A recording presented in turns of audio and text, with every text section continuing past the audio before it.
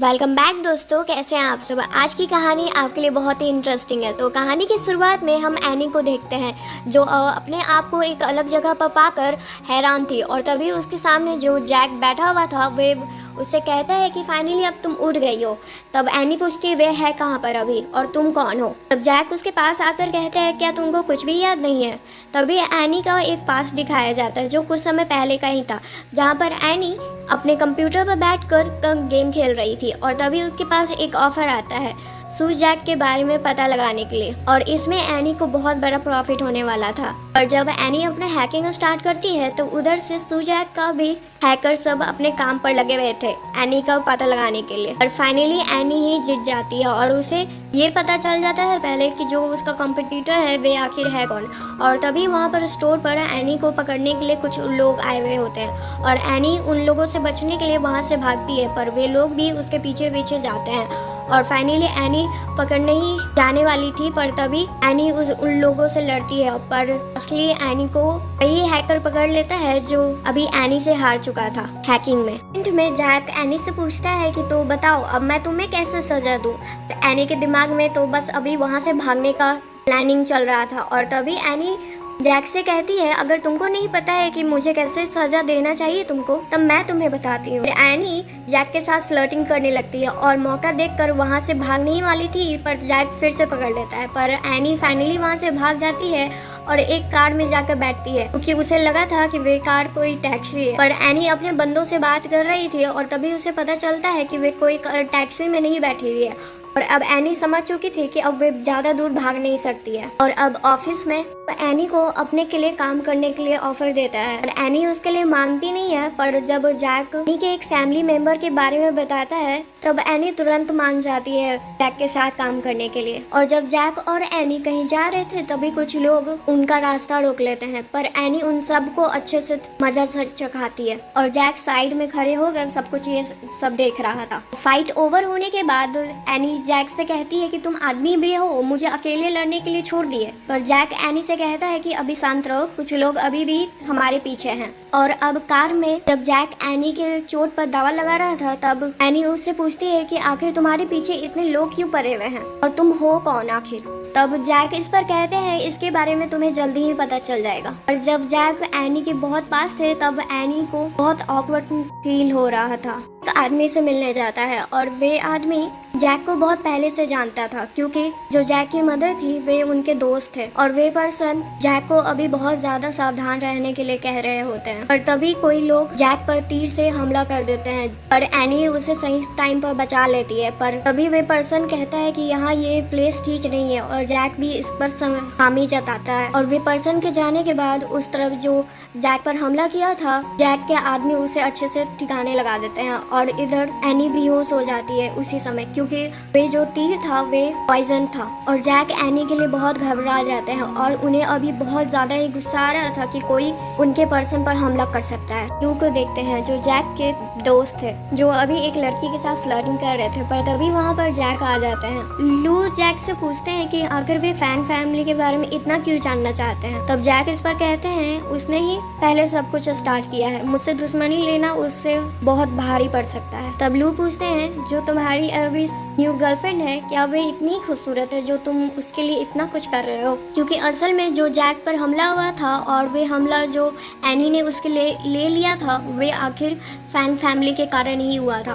उसी ने जैक पर हमला करवाया था, तो जैक को किसी भी हाल में उस फैमिली को सबक सिखाना था।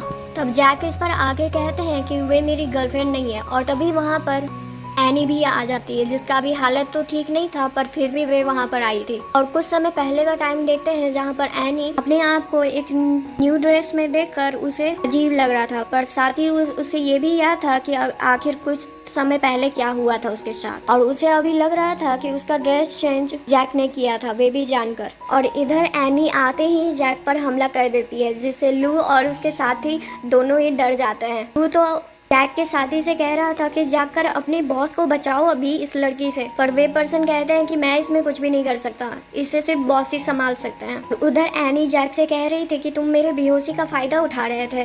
तब जैक कहता है कि तुम्हें लगता है कुछ मिसअंडरस्टैंडिंग हुआ है, पर लास्टली एनी उसके पैर पर मार देती है, जिससे जैक को बहुत चोट लगता है। फिर कुछ समय पहले का टाइम दिखाया जाता है जहाँ एनी बहुत ज्यादा हाई फीवर से गुजर रही थी, क्योंकि वे पॉइजन के कारण एनी को बहुत ज्यादा हाई फीवर हो गया था और अगर सही टाइम पर एंटीडोट उसे नहीं मिला तो उसकी जान भी जा सकती थी। पर सही टाइम पर जैक का सेक्रेटरी वे में एंटीडोट लेके आ जाता है और एनी अभी उस हालत में उसे पी नहीं सकती थी, तो जैक उसे अपने माउथ के थ्रू उसे पिलाता है मेडिसिन।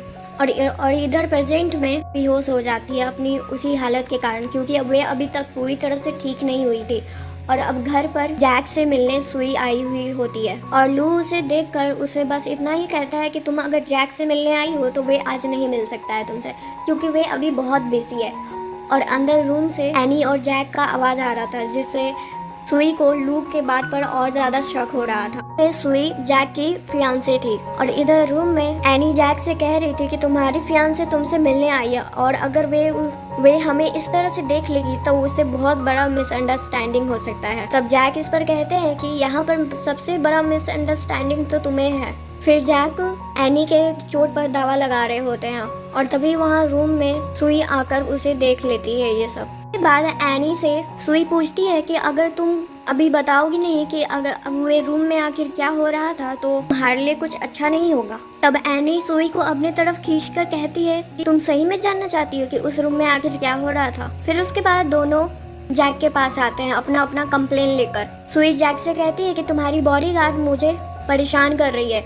तब उस पर एनी कहती है कि तुम्हारी फियांसे मुझ पर गलत इल्जाम लगा रही है, तुम्हें अपने आदमियों पर ध्यान देना चाहिए। तब जैक इस पर कहते हैं एनी से कि क्या तुम इतना सा टेस्ट भी संभाल नहीं सकती हो। तब उस पर सुई कहती है कि हाँ, मैं तो इसे टेस्ट ही कर रही थी। और आगे जैक कहते हैं कि ये सब चीज़ तुम्हें खुद ही सीखना होगा कि तुम अपने सामने के लोगों को कैसे हैंडल कर सकती हो। और इधर कुछ समय बाद देखते हैं जहाँ एनी को किसी ने किडनैप कर लिया होता है और ये कोई और नहीं फैन फैमिली का बेटा होता है, जो जैक से दुश्मनी निकालने के लिए कुछ भी कर सकता है। फिर वही आदमी एनी को एक मेडिसिन ज़बरदस्ती खिला देता है। और कुछ समय पहले का टाइम देखते हैं जहाँ पर जैक उसी पर्सन से मिलने आया हुआ होता है और जैक उसे वार्निंग देने आया था कि वे अपना टांग अपने कामों में ही अड़ाए तो ज़्यादा अच्छा है, दूसरे के बिजनेस में अड़ाने की कोई ज़रूरत नहीं है। और उसके जाने के बाद वे आदमी कहता है कि तुम्हारे लिए तो मैं एक अच्छा सा सरप्राइज प्लान करके रखा हुआ हूँ।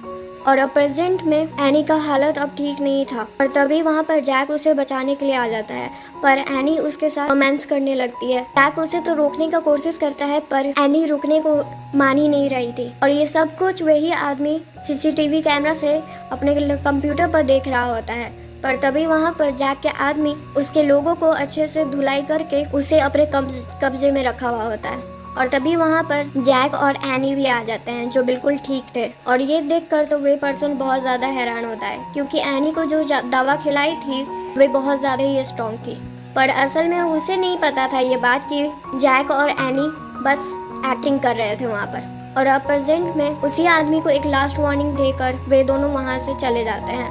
और अब घर पर सुई एनी से कहती है कि तुम जैक को छोड़ के जा सकती हो, क्योंकि अगर तुम जैक को छोड़ कर चली गई तो मैं तुम्हें बहुत सारे पैसे दूंगी।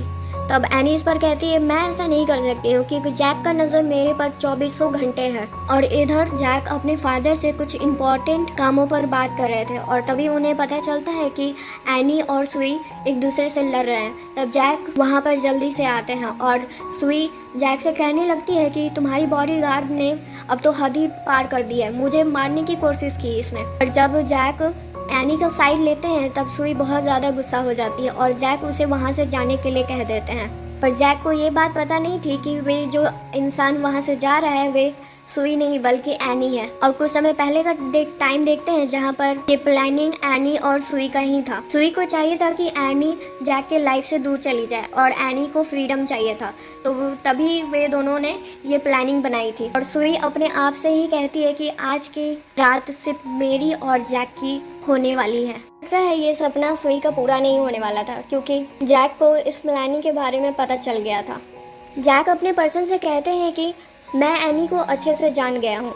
वे जहाँ पर वे फाइट बैक कर सकती थी, वे वहाँ पर उसने कुछ नहीं किया था, तो मुझे उसी समय उस पर शक हो गया था। और फाइनली जैक को हैकिंग से पता चल गया था कि एनी कहाँ पर है, पर उसी कैमरे में एनी स्माइल करते हुए गुड बाय कहती है और जैक एक पल के लिए तो हैरान हो जाते हैं और तभी जैक के डाटा से एनी का लोकेशन गायब हो जाता है। आखिर एनी भी किसी से कम थोड़ी थी। और इधर एनी अपने टीचर से मिलने आई थी और उसके टीचर को पता चल गया था कि एनी ही उनसे मिलने आई है, क्योंकि उनके घर का पासवर्ड भी एनी ने बदल दिया था। तब टीचर अंदर रूम में आकर पूछते हैं एनी से कि वे यहाँ पर क्या करने आई है। अब एनी कहती है कि उसने इतना जल्दी पासवर्ड को पता लगा लिया।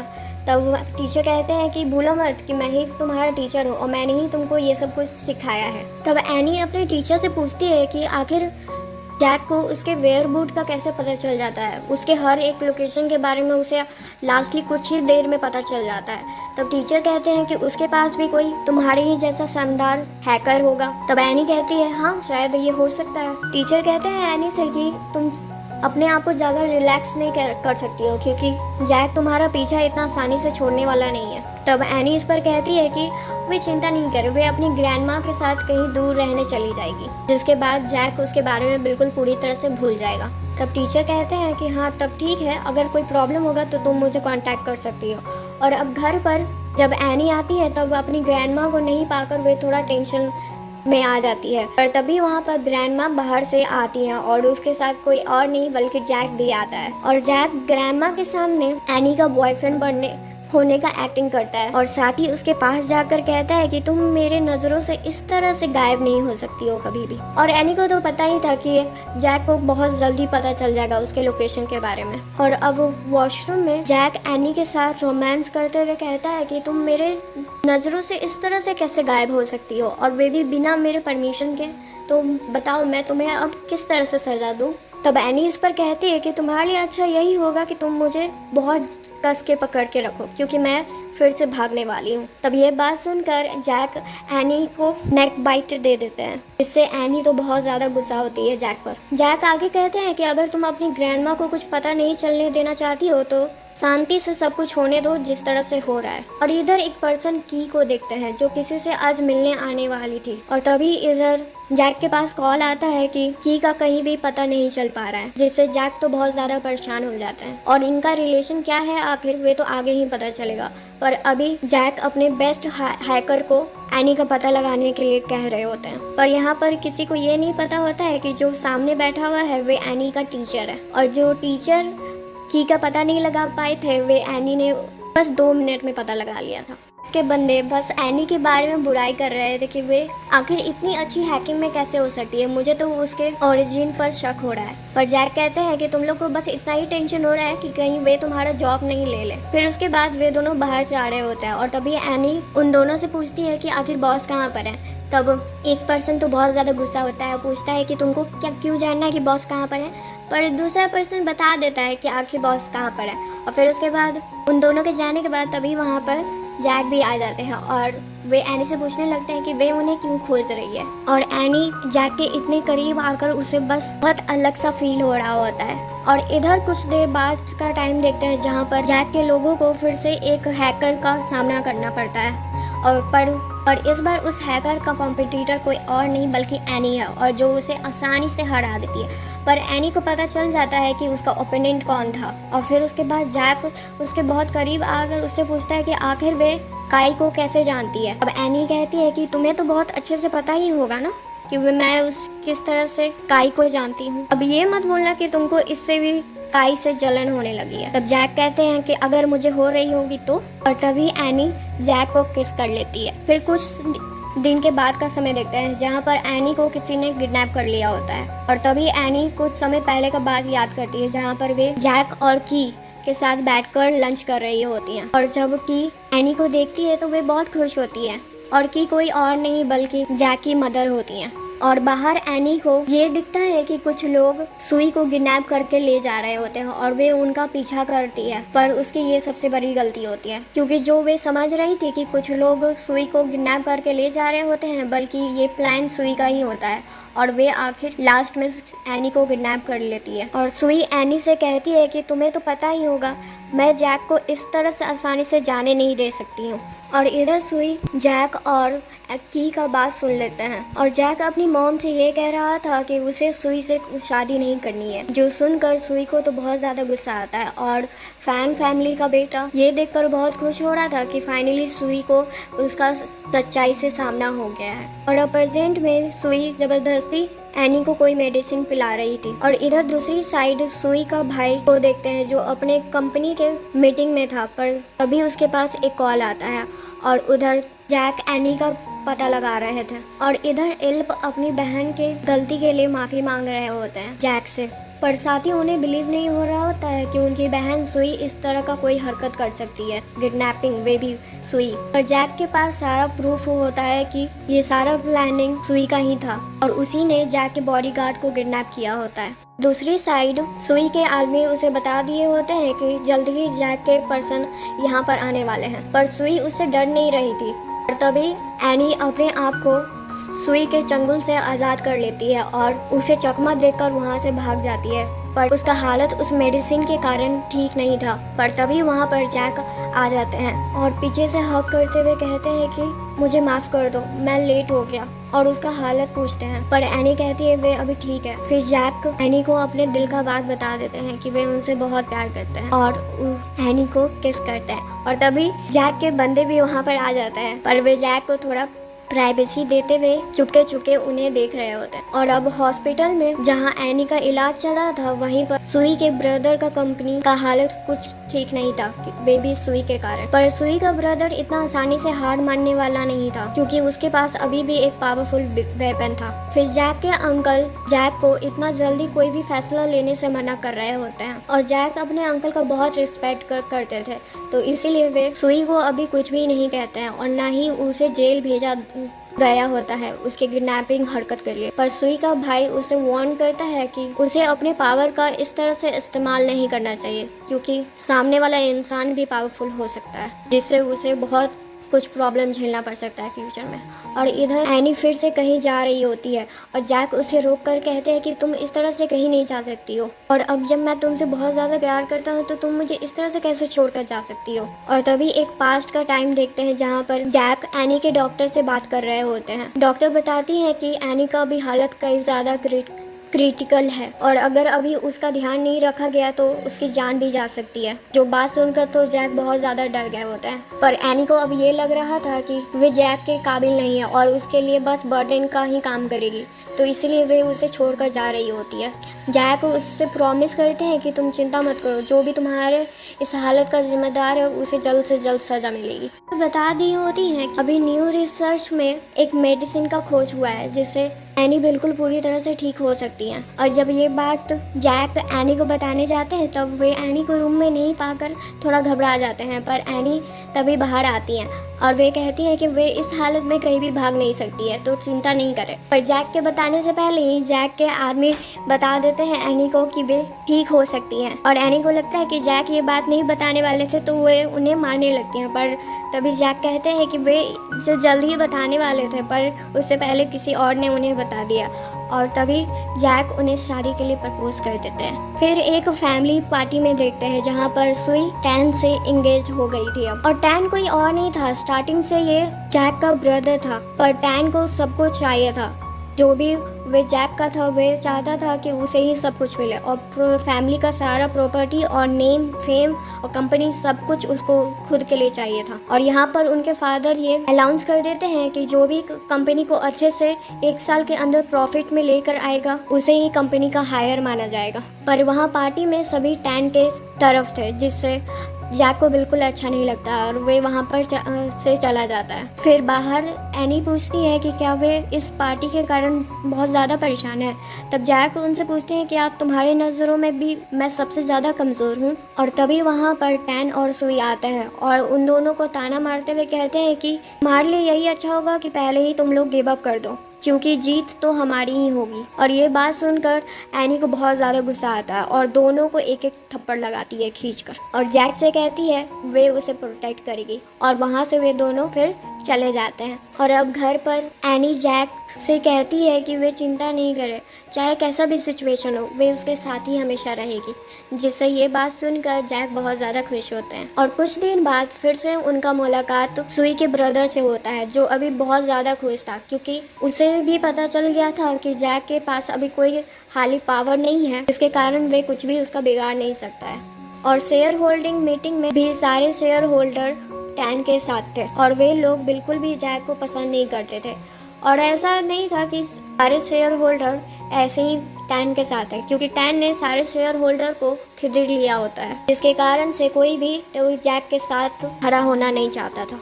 क्लब में के साथ है और उन्हें कह रहे थे कि चाहे कोई भी कंपनी या फैमिली तुम्हारे साथ खड़े हो या ना हो, मेरी फैमिली हमेशा तुम्हारे साथ ही रहेगी। और तभी वहाँ पर सुई और भी आते हैं, जो फिर से जैक को ताना मार रहे होते हैं कि उससे कुछ हो नहीं पाएगा, तो वे फिर यहाँ पर बैठकर बस ड्रिंक कर रहा है। और उसी समय एनी भी वहाँ पर आती है और ये सब बात सुनकर उसे बहुत गुस्सा आता है और वे उन दोनों को वहाँ से बुली करके भगा देती है। और अब घर पर जैक और एनी अपने प्लानिंग के बारे में बात कर रहे होते हैं। जैक को बस एक मौका चाहिए होता है कि वे लोग कोई गलती करें और फिर सारा पावर फिर से जैक के हाथ में आ जाएगा। और कुछ समय बाद देखते हैं जहाँ पर सुई जैक को बेहोश करके उसके साथ रोमांस करना चाह रही थी, पर तभी वहाँ पर एनी आ जाती है और ये सब देखकर वे स्माइल करते हुए टैन को अंदर बुलाती है और टैन ये सब देखकर बहुत ज़्यादा गुस्से में था। और तभी कुछ समय पहले का टाइम देखते हैं जहाँ पर सुई जानकर जैक के ड्रिंक में कुछ मेडिसिन मिला रही थी और उससे कहती है कि अगर वे चाहता है कि वे उसकी फिर से फियांसे बन जाए तो वे सुई वैसा कर सकती है। और ये सारा बात जैक अपनी फियांसे एनी को भी सुना रहा होता है। फिर उसके बाद जैक वे ड्रिंक पी लेता है और जिससे सुई को देखकर तो बहुत खुशी मिल रहा था और जैक को अब बहुत अनईजी सा फील हो रहा था और तभी वे वहीं पर बेहोश हो जाता है। और उधर ही नीचे होटल के एनी आ चुकी थी और प्रेजेंट में सुई टैन से माफ़ी मांग रही थी और कह रही थी कि उसने ऐसा कुछ भी नहीं किया, इन लोगों का ही ये सब प्लानिंग था। और तभी जैक भी उठ जाता है और अपने भाई से कहता है कि अपनी फियांसे को थोड़ा संभाल के रखो, इसका नज़र दूसरे के आदमियों पर भी है। फिर जब सुई इन सारे बातों से इनकार कर रही थी तब एनी के पास सबूत था, जो देखकर टैन वहाँ से चले जाते हैं। और अब न्यूज़ में ये सब कुछ दिखाया जा रहा था कि सुई के ब्रदर को अरेस्ट कर लिया गया है उसके गलत कामों के कारण से। और अब फिर से सारा पावर जैक के हाथ में था और एनी अपने जैक के लिए बहुत ज़्यादा खुश थी। और अब कुछ दिन के बाद का टाइम देखते हैं जहाँ पर एनी एक बहुत सुंदर सा ड्रेस पहनकर वे पल याद कर रही थी जब जैक ने उसे शादी के लिए प्रपोज किया था, पर अभी एनी टैन से मिलने आई हुई होती है। ऑफिस का टाइम दिखाया जाता है जहाँ पर जैक और टैन एक दूसरे से मिलते हैं, जहाँ अभी टैन अपने मीटिंग के लिए जा रहा होता है और उसी मीटिंग सभी लोग टैन के खिलाफ हो जाते हैं क्योंकि जो प्रोजेक्ट उसने लाया था वे उस कंपनी से अप्रूव हुआ ही नहीं था और बिना अप्रूव किए इतने बड़े मीटिंग में ये सब प्रोजेक्ट लाना बेवकूफ़ी हो सकती है, जिससे सभी को लोगों को लगता है कि टैन उन्हें धोखा दे रहा है, जिससे वे लोग सब टैन को छोड़कर वहाँ से चले जाते हैं। और जब बाहर टैन आता है तो वे उसी कंपनी के प्रेसिडेंट को देखता है जो पहले टैन से बात की हुई होती है पर अब जैक से बात करके जा रही होती है। तब टैन को सबको समझ में आ जाता है कि ये सब प्लानिंग जैक का ही था। और अब प्रेजेंट में टैन जैक पर हमला करने वाला था पर टैन का हमला एनी खा लेती है, जिसके कारण से वो पानी में गिर जाती है बेहोश होकर। और तभी जैक उसे बचाने जाता है पर एनी अब होश में नहीं आ रही थी, जिससे वो बहुत ज़्यादा घबरा गया था। और अब हॉस्पिटल में डॉक्टर बहुत ज़्यादा कोशिश कर रहे थे उसकी जान बचाने की और फाइनली जाकर उसकी जान तो बच जाती है पर अभी भी वे कोमा में थी। डॉक्टर का कहना था कि अगर वे जल्दी ही कोमा से बाहर नहीं आई तो उसकी जान की कोई भी गारंटी नहीं है कि वे बच सकती है। और अब किसी भी हाल में जैक को टैन चाहिए था, जिंदा या मरा हुआ। और जैक के लोग टैन को खोजने का बहुत ज़्यादा कोशिश कर रहे थे।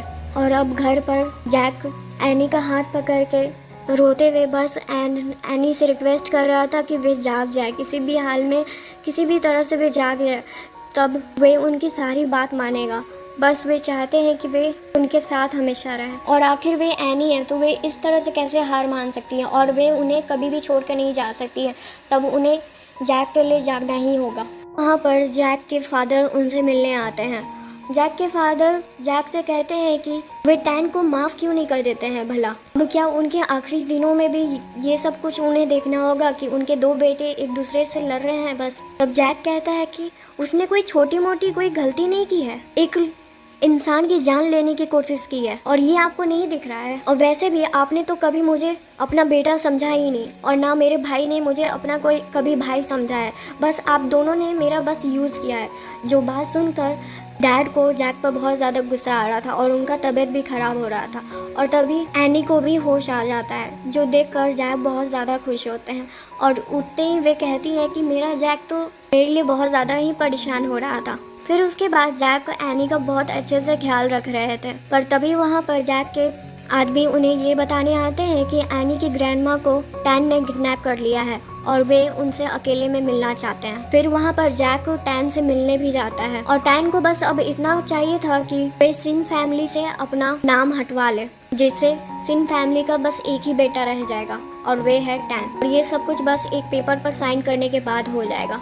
और अगर जैक ने ये पेपर पर साइन नहीं किया तब ग्रैंडमा की जान भी जा सकती है, ऐसा टैन का धमकी जैक के लिए होता है। और जब वे साइन कर रहा था तभी एनी कॉल पर बता देती है कि उन्हें ग्रैंडमा मिल चुकी हैं और जैक के आदमी टैन के पीछे उसे पकड़ने के लिए लग जाते हैं। पर जैक एनी के साथ ग्रैंडमा का पता लगाने के लिए जाते हैं, मतलब जहाँ पर वे हैं। टैन को किसी ने बचा लिया होता है। और इधर हॉस्पिटल में एनी अपनी ग्रैंडमा के लिए बहुत ज़्यादा परेशान हो रही थी कि वे अभी ठीक तो हो जाएंगी ना। और तभी ऑपरेशन के बाद डॉक्टर बाहर आती है और डॉक्टर बताती है कि उन्होंने अपनी पूरी कोशिश की है पर अब उनकी ग्रैंडमा के पास ज़्यादा समय नहीं है। जो सुनकर एनी बहुत ज़्यादा रोती है और जैक उन्हें बस हौसला उस समय दे रहे होते हैं। और फिर उसके बाद एनी अपनी ग्रैंडमा से मिलती है, जो अपनी ग्रैंडमा को इस हालत में देखकर बहुत ज़्यादा रो रही थी।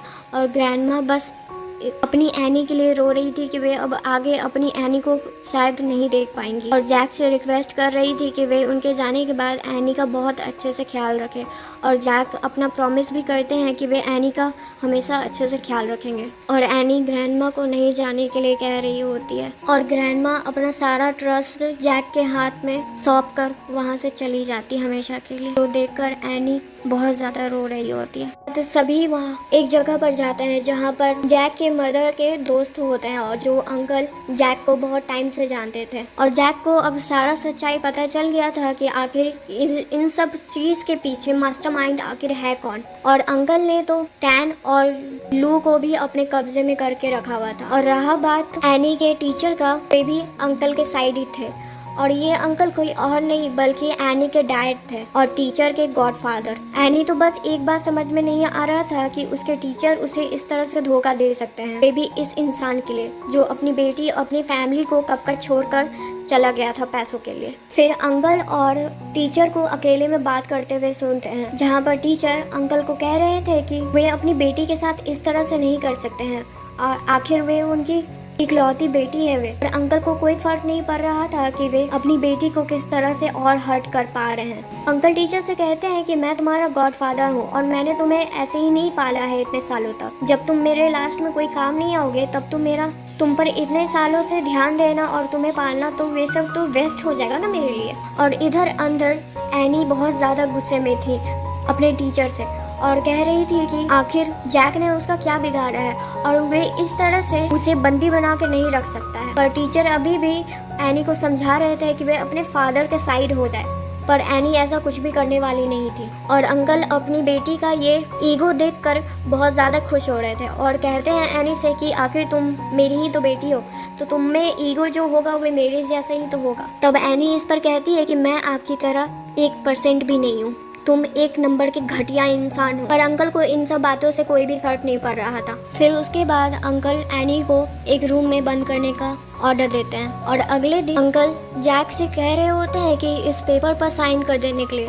और इस पेपर के साइन करने के बाद सिन ग्रुप पूरी तरह से अंकल का हो जाएगा और उसके बाद वे इस कंट्री के सबसे पावरफुल इंसान होंगे। पर अंकल का ये सपना ही रह जाता है, क्योंकि अंकल के सारे गलत कामों का काला चिट्ठा अब इस कंपनी के जो भी बुरे काम थे वे अब गवर्नमेंट के पास थे, और उस सबूत के कारण से अंकल का कंपनी तो पूरी तरह से डूब जाता है, जिससे ये सब देखकर उन्हें हार्ट अटैक आ जाता है।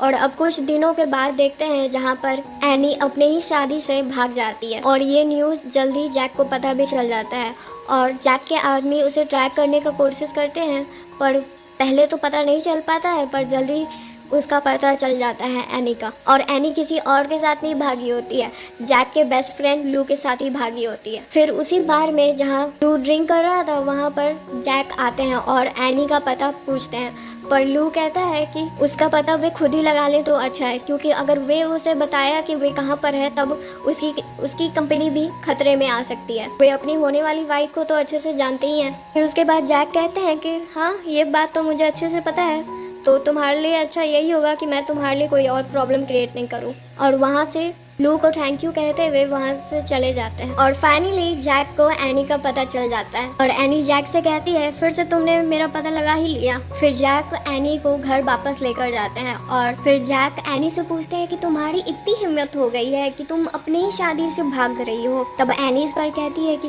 क्या, तो इसके लिए भी तुम मुझे पनिशमेंट दोगे। और जैक एनी को फिर से नाइक बाइट करते हैं। और अब कुछ सालों के बाद का टाइम देखते हैं जहाँ पर एनी अपना सामान पैक करके कहीं जाने का प्लानिंग कर रही थी, और तभी उनका क्यूट सा बेटा एनी से कहता है क्या मॉम आप फिर से भागने का प्लानिंग कर रही हैं। एनी उसे शांत कराते हुए कहती है कि इतना चिल्ला के बोलने की जरूरत नहीं है, तुम्हारे डैड सुन लेंगे। पर उनका बेटा तो अपने डैड को चिल्ला कर बुला रहा होता है, और एनी उसे समझाती है कि वे वेकेशन पर जा रही है। और तभी वहाँ पर जैक भी आ जाता है। फिर जैक कहते हैं एनी से अब क्या तुम अपने बेटे के साथ भागने का प्लानिंग बना रही हो। फिर एनी अपने हस्बैंड जैक को समझाते हुए कहती है कि नहीं, ऐसा कुछ भी नहीं, वे भाग कहाँ रही है, वे अपने प्यारे से फैमिली से कहीं भाग सकती है। और यहाँ पर ही हमारी स्टोरी एंड हो जाती है। थैंक यू दोस्तों, यहाँ तक ये स्टोरी सुनने के लिए। प्लीज लाइक और सब्सक्राइब करके जाइएगा। Thank you.